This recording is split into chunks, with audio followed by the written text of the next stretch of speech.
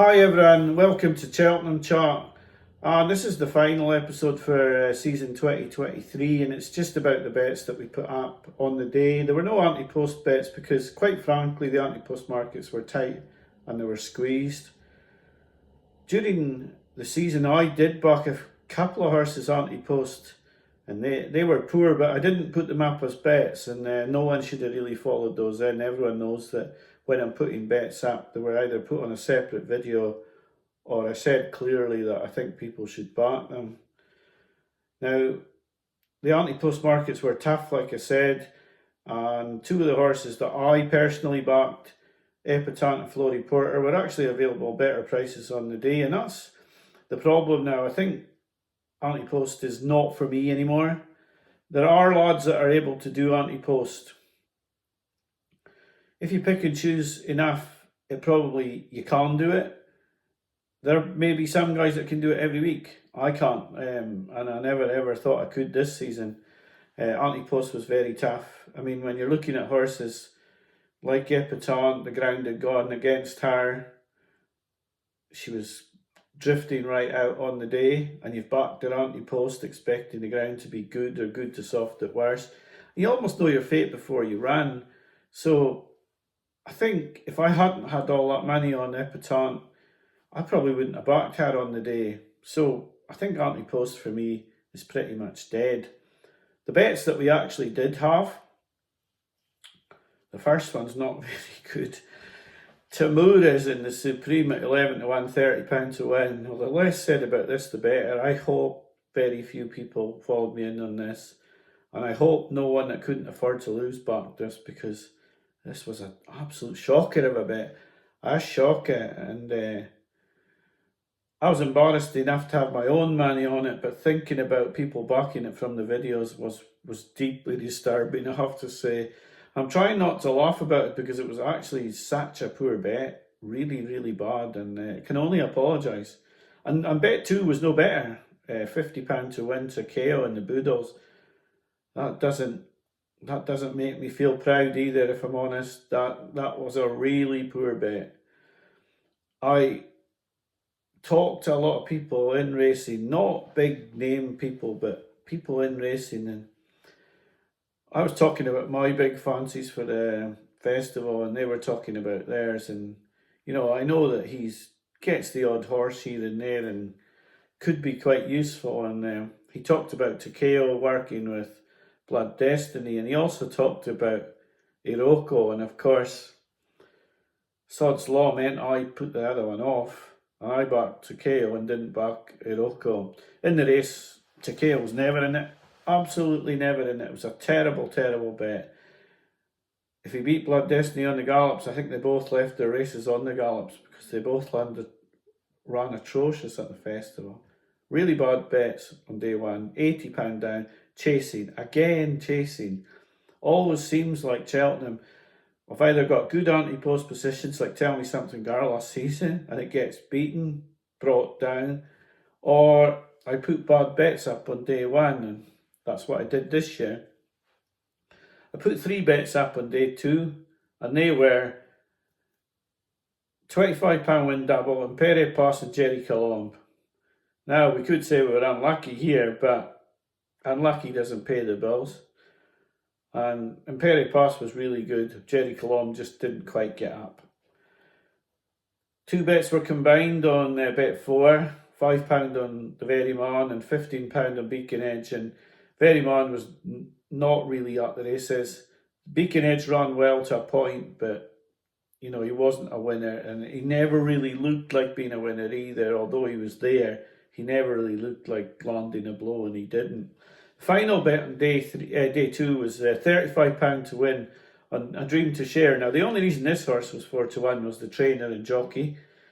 The form book said this should have been a 7 to 4 shot. We had to take our chances on it, and the horse duly obliged, even though the ground probably had gone a little bit against him. So the stake bets were 150 stake, return 160 staked and 175 returned. I decided after Wednesday that the staking plans were taking a long time. I was becoming obsessed with making a profit and how to do it. I was trying to work out Friday's bets if Thursday's bets lost. I was trying to leave certain amounts of the bank for Friday in case I went behind again. And I just thought, this isn't enjoyable anymore. So I said I'd say my bets, what the horses would be, and there would be no stakes put to them on the final 2 days of the festival. So the two losers first, thanks for the help on the Thursday, and the Pretemps came into the race nicely, but never really looked like winning, especially not as a 4-1 favourite. And that would have probably been a loss of £40. I'm not really sure. Stamptown just got run out of it. He probably would have been a £40 win bet as well, because if either of those had won, that would have turned another 200 or 180, and I would have been from there very easy to make a profit just by changing the bets on the Friday to not really stake enough to. But both were beaten, so it didn't really matter. But the winner came in SEDDON at 20-1. It was exciting to watch a 20-1 shot. That's the biggest price that we've ever had as a winner. And it was really, well, actually, it's not, because I put up Potter's Corner at 25-1 for the Welsh National when I only did a couple Ante Post bets one season. But for Cheltenham and Cheltenham Chart was definitely the biggest price winner we've put on the service so far. We had 16-1 Chittabello, but this one was better, 20-1, and it was exciting. Ben Harvey was brilliant, the horse was brilliant, and it was a right buzz. And I hope if you backed any of the 10 runners that it was said in that you did back, a really, really nice return. He was 38 on the exchanges for a while, and yes, a truly, truly exciting result. Then we had Friday, and because I'd had a winner and because I was already ahead with the stake bets as well, I only put up 2 bets on the Friday. I think that probably have been 2 £20 wins. Bally Adams' price had collapsed, so he was only 12-1 by the time I made the video. I'd have probably put 20 on him. He ran really well. I mean, to be honest, I thought he was going to win coming around the final bend. I was really disappointed with his finishing effort. He finished 5th. I have to say, I thought he was definitely going to win coming around the final turn, and he's just found nothing for pressure. Really disappointing loss of 20. Well, it would have been a loss of 20. And the final one was Irish Hill, who ran well to the second last, but from the second last in, you knew your fate, and he was never going to win. So possibly I would have staked 300 and returned 595, but that's just an educated guess. I won't claim a profit on this season. The videos won't have the slide at the back saying, well, I might put the slide at the back and then just say that 2023 I never put bets up, or I won't claim a profit, that's for sure. I'm not like that. But yeah, a good set of bets, I think. Like I say, Ante Post for me is dead. There are videos that can possibly help. Yeah, I'm not really sure who did the best, but you know the videos I think that are good. I love a lot of them. Cheltenham Exchange, I've done a bit of work with them under starters orders. I've done a little bit with SM Media as well, but there are many, many other channels that you can watch. The Jump Show. I'm not sure if there's anyone on their own actually. It seems to be more groups of lads doing the videos. Ginger Joe's very good. Chop Mental's good. I've missed someone off though. It's one of the ones I've maybe worked with as well. But there are really a lot of them that are very good. And I have to say they're better at the picks on the way to Cheltenham than me. I've noticed I'm becoming a lot worse at picking horses in the run up to Cheltenham than I was before. I think because the prices aren't there, maybe I'm not looking as hard.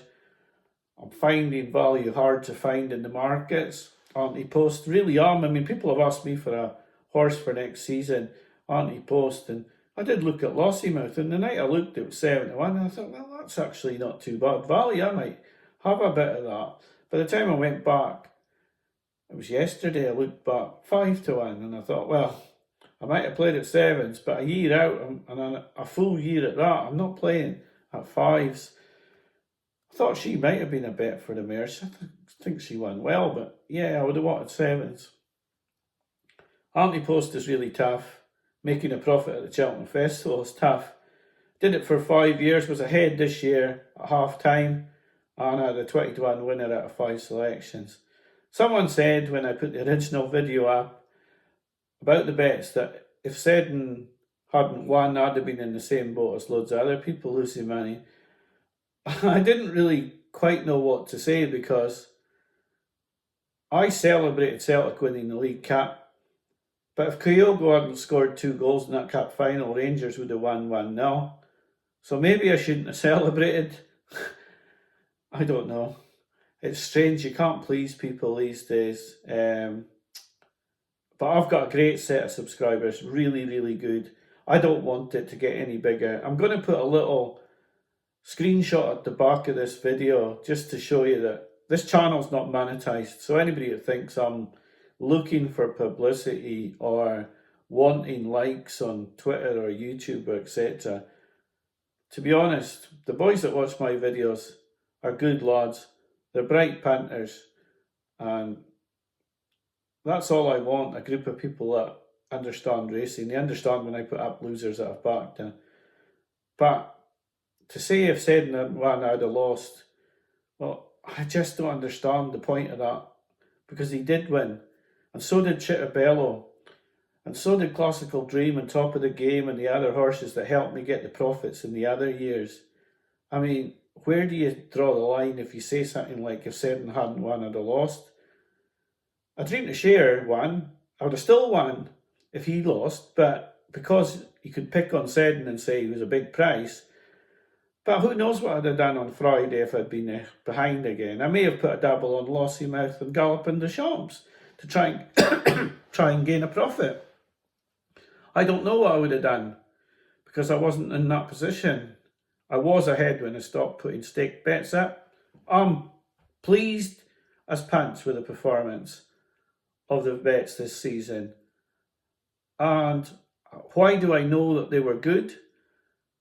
Because my accounts are far healthier than they were before the start of Cheltenham. And if they weren't, then I'd know that the bets weren't very good because I'd have lost money on them. So I hope you've enjoyed Cheltenham Chat. I'm going to carry golf bags for the rest of the summer now, and I'll be back probably in October. I may do Aintree videos or Punchestown or Ayr. But this is the end of Cheltenham Chat. Thankfully, we've got out ahead. Thankfully, SEDDON and A Dream to Share have done well. So thanks for watching the videos over the year, and have a great summer. Bye for now.